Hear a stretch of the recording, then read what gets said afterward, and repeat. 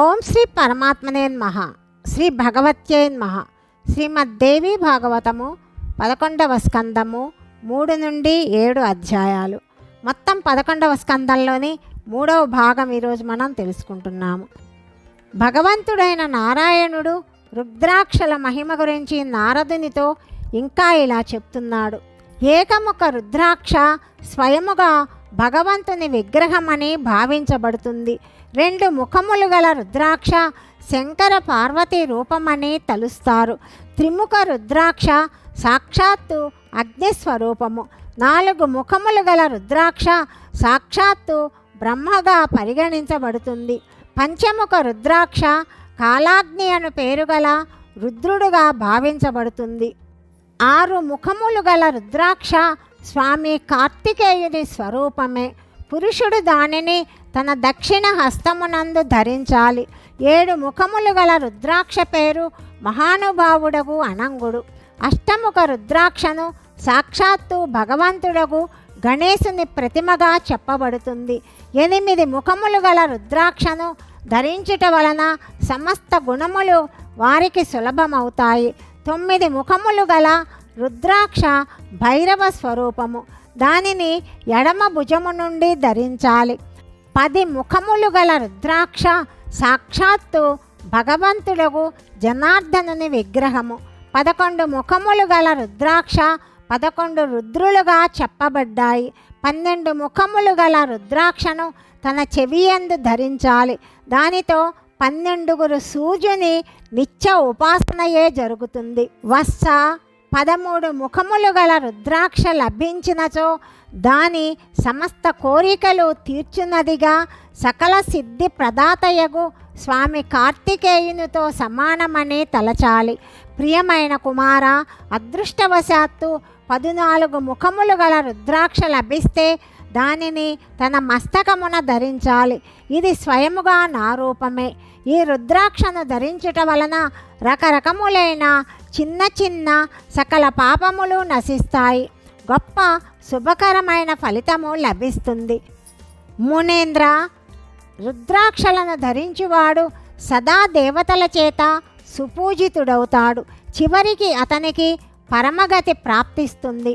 షడానన 108 రుద్రాక్షలను కానీ 50 అలాగే 77 గింజలు కల మాలను తయారు చేసి ధరించాలి. లేక జపమును చేసిన అనంత ఫలము లభిస్తుంది.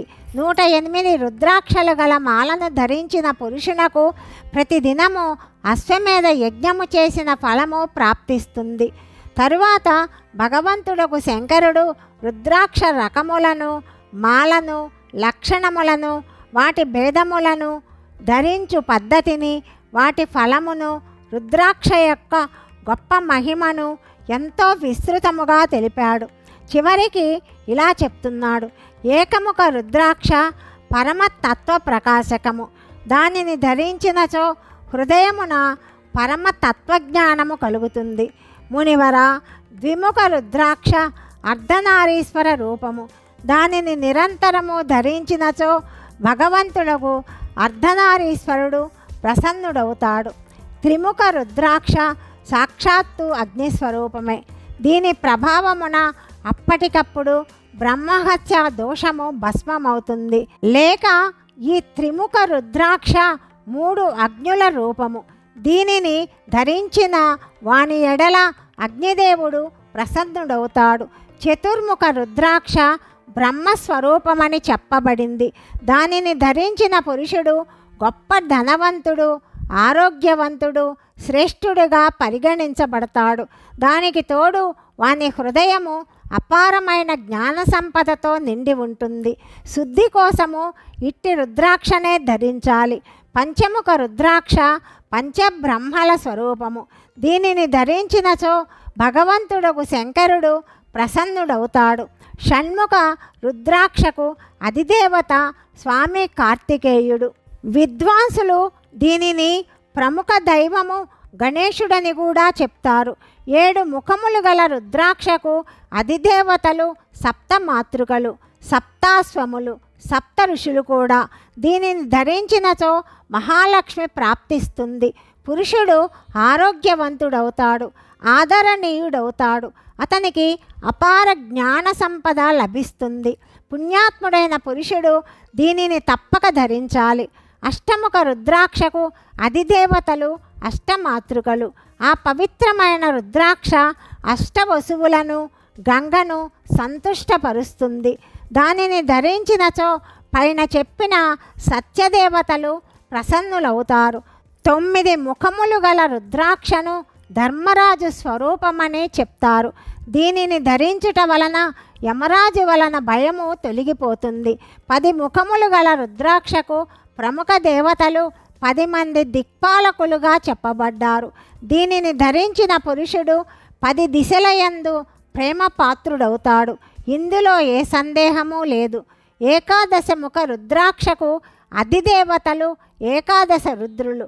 కానీ కొంతమంది ఇంద్రుడు దీనికి ప్రముఖ దైవమని చెప్తారు.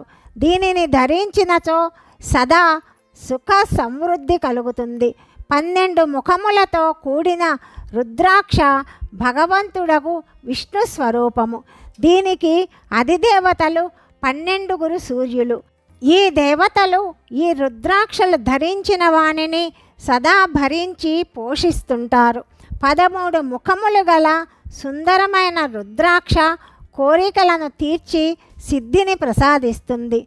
దానిని ధరించినంత మాత్రమున కామదేవుడు సంతుష్టుడవుతాడు. 14 ముఖములు గల రుద్రాక్ష స్వయముగా భగవంతుడగు శంకరుని నేత్రముల నుండి ప్రకటితమయ్యింది. దీని ప్రభావమున సకల రోగములు ఉపశమించుతాయి. పురుషుడు అన్ని విధముల ఆరోగ్యవంతుడవుతాడు. రుద్రాక్షను ధరించిన మానవుడు మధ్య మాంసములను సేవించరాదు. వెల్లుల్లిని, ఉల్లిని, మునగను తినకూడదు. గ్రహణ, తుల, మేష సంక్రాంతుల యందు, అమావాస్య, పౌర్ణమి మొదలగు పర్వదినములయందు, పుణ్యదినములయందు సదా రుద్రాక్షలను ధరించాలి. దీని వలన పురుషుడు సకల పాపముల నుండి వెంటనే ముక్తుడవుతాడని నారాయణుడు నారదునితో చెప్తాడు. అధ్యాయము 3 నుండి 7 సమాప్తము. 8 నుండి 16 అధ్యాయాల వరకు తదుపరి భాగములో తెలుసుకుందాము. సర్వం శ్రీకృష్ణార్పణమస్తు.